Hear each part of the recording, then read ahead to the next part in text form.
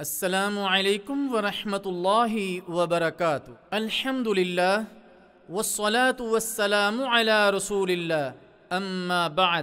نماز تراویح کا بیان۔ نماز تراویح احادیث میں اس نفلی نماز کو قیام اللیل یا قیام رمضان سے تعبیر کیا گیا ہے، بعد میں اس کا نام تراویح قرار پایا۔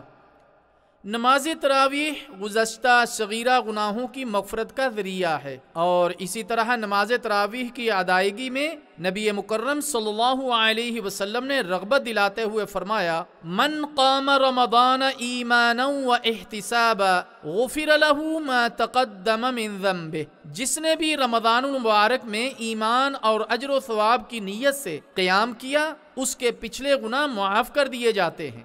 اس سے معلوم ہوا کہ قیام رمضان یقیناً ایک مؤکدہ اور اجر و ثواب کے لحاظ سے نہایت اہم عبادت ہے، تاہم اس کی حیثیت نفل ہی کی ہے، واجب کی نہیں۔ جو گناہ معاف ہوتے ہیں وہ صغیرہ گناہ ہیں، کبیرہ گناہ بغیر خالص توبہ کے معاف نہیں ہوتے، اور حقوق العباد میں کی گئی کوتاہیاں ان کا ازالہ کیے بغیر معاف نہیں ہوں گی۔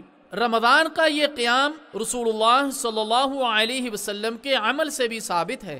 رسول اللہ صلی اللہ علیہ وسلم نے ایک رمضان میں 3 راتوں کو قیام فرمایا، یعنی صحابہ اکرام رضی اللہ تعالی عنہ اجمعین کو جماعت کے ساتھ یہ نفلی نماز پڑھائی، اور اس کے بعد چوتھی رات کو جب صحابہ اکرام رضی اللہ تعالی عنہ اجمعین آپ کی اقتداء میں پڑھنے کے لیے پھر جمع ہوئے تو آپ نے فرمایا: مجھے خطرہ ہے کہ کہیں یہ تم پر فرض نہ کر دی جائے۔ 3 راتوں میں آپ صلی اللہ علیہ وسلم نے کتنی رکعتیں پڑھائیں؟ بی بی سیدہ عائشہ صدیقہ رضی اللہ تعالی عنہا فرماتی ہیں کہ نبی کریم صلی اللہ علیہ وسلم رمضان اور غیر رمضان میں 11 رکعت سے زیادہ ادا نہیں کرتے تھے۔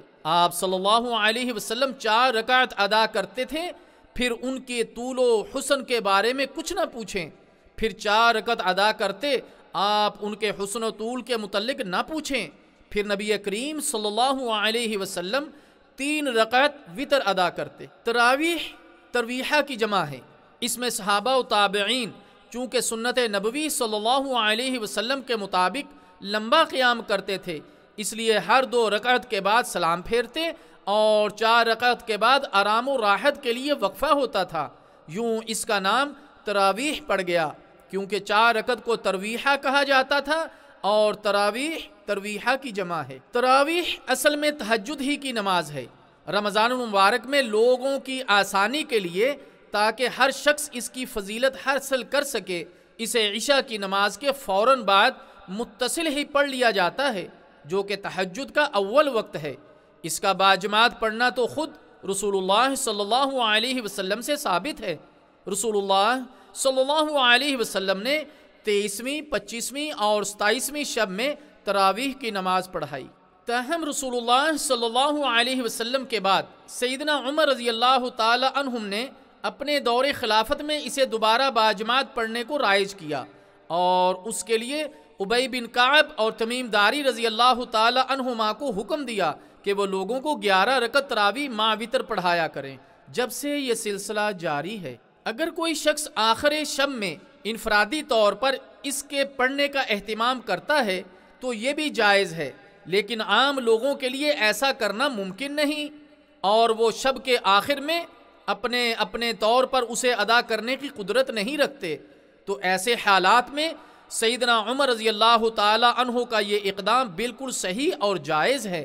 اگر ایسا نہ کیا جائے تو چند افراد کے سوا عام مسلمان قیام اللیل کے اجر و ثواب سے محروم رہیں گے، جو ایک بہت بڑی محرومی کا سبب بنے گا۔ وصلی اللہ وسلم علی نبینا محمد۔